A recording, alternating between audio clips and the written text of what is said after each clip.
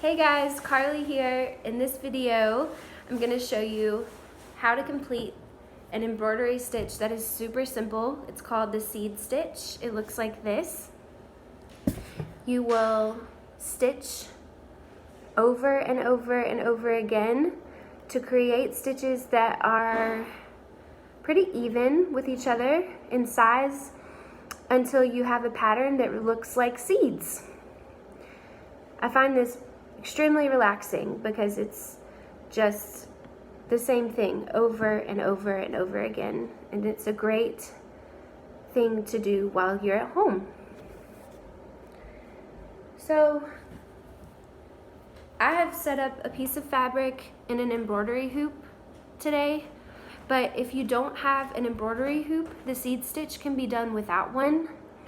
The purpose of the embroidery hoop is to make the fabric really tight, so it just makes it a little bit easier, but if you don't have one, it's totally fine. Don't let that stop you.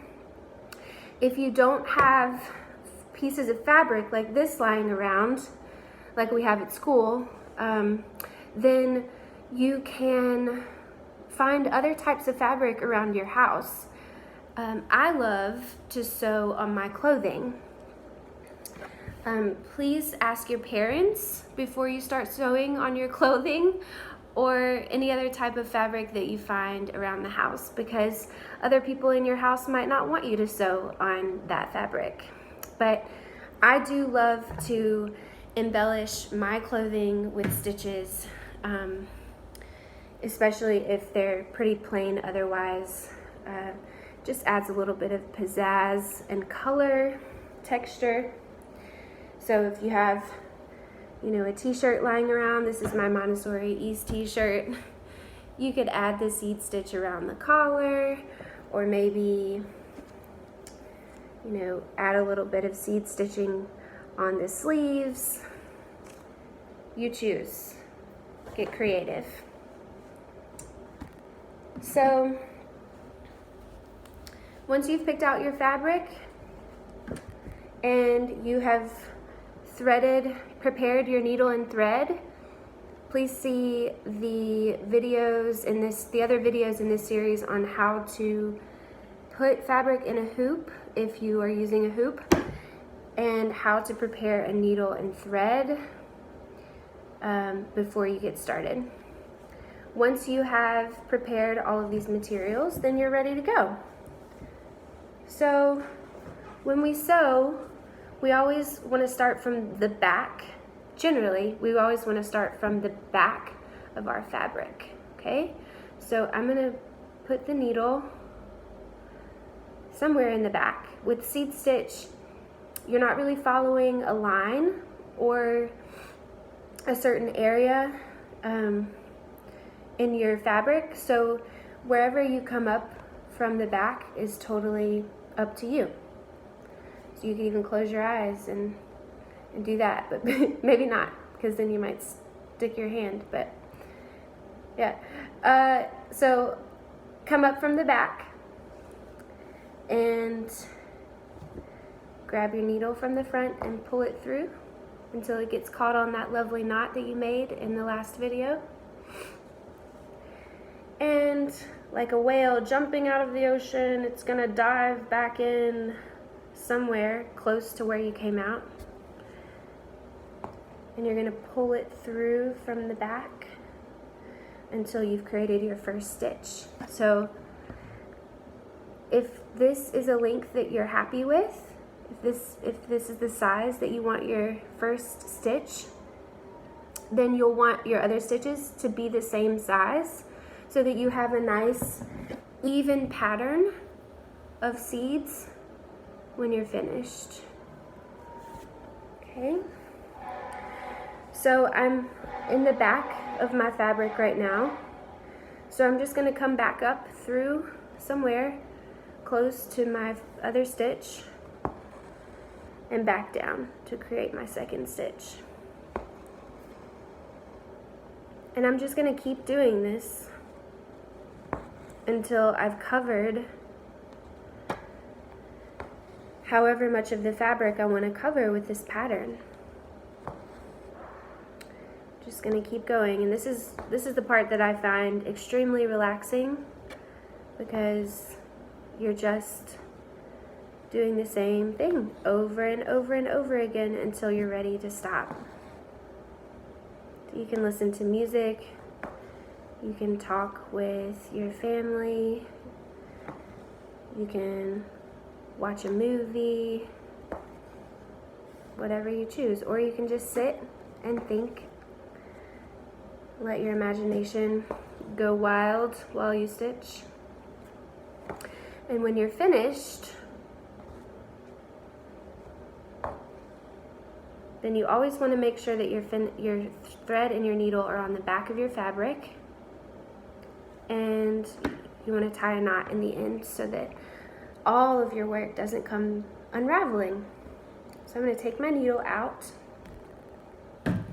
and I'm going to cut my string to about right here so that I have enough room to tie my knot. If you cut it too short, close to the, let's see if I can get it better. If you cut it too short, down here, then you won't have enough room to tie your knot. So you want to make sure that you cut it, you know, so that you have enough room to work with your fingers. Okay, about like that. And embroidery thread is actually made out of many different threads. So this piece can be split up into two parts. And once you've done that, you can tie it much like you tie your shoes in the beginning. You cross these two pieces over each other, and whichever one is on top will go through the loop in the middle, and you'll grab it from the other side and pull it down like this. And then I like to do it twice so that it's nice and secure. So again, try to get this down so you can see what I'm doing better. So you're going to cross these two pieces over each other.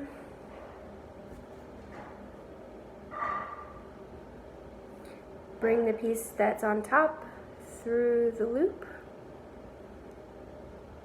and then pull them apart from each other until they make another knot on top. And then you have a nice knot that'll keep all of your lovely stitches from coming out of the fabric. I like to cut these ends off when I'm finished so that everything is nice and trim. But if that doesn't bother you, that's okay, you can leave it. I'm gonna cut it, throw that away. And now you have a seed stitch pattern on your fabric. Okay? So if you are not using a hoop, you are just using fabric, then there are a few tips that I'd like to share with you.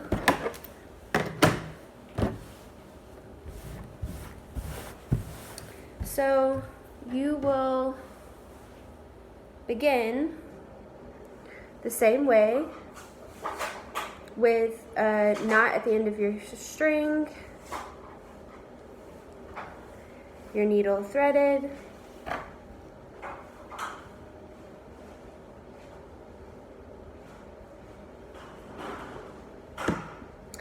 and you will begin the same way by coming through the back of your fabric. Okay, so wherever you decide to start, just hold the fabric and bring the needle through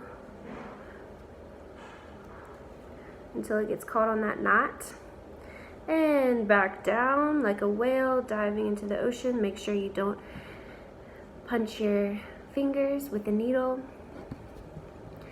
to create that first stitch. Okay, so you've created your first stitch, and now it's time to come back to the top, to the front of your fabric, and through and back down to create your second stitch. So sometimes when you pull your stitches and you're not using an embroidery hoop, your stitches like to pull the fabric really tight. So as you're working, you can just pull on the fabric so that those stitches are nice and even and the fabric isn't bunching. You just want to straighten it out with your fingers as you're stitching. And that's really the only thing you need to look out for if you're not using an embroidery hoop, because your fabric is loose and it wants to tighten with your stitches. But once you're finished, then you will come to the back of your fabric, cut thread, separate the thread into 2 pieces, and tie a knot in the back, just like you did before. Except sometimes when you tie it, the fabric wants to bunch, so again, you just want to make sure that you're pulling on the fabric and that your knot in the back isn't making little wrinkles.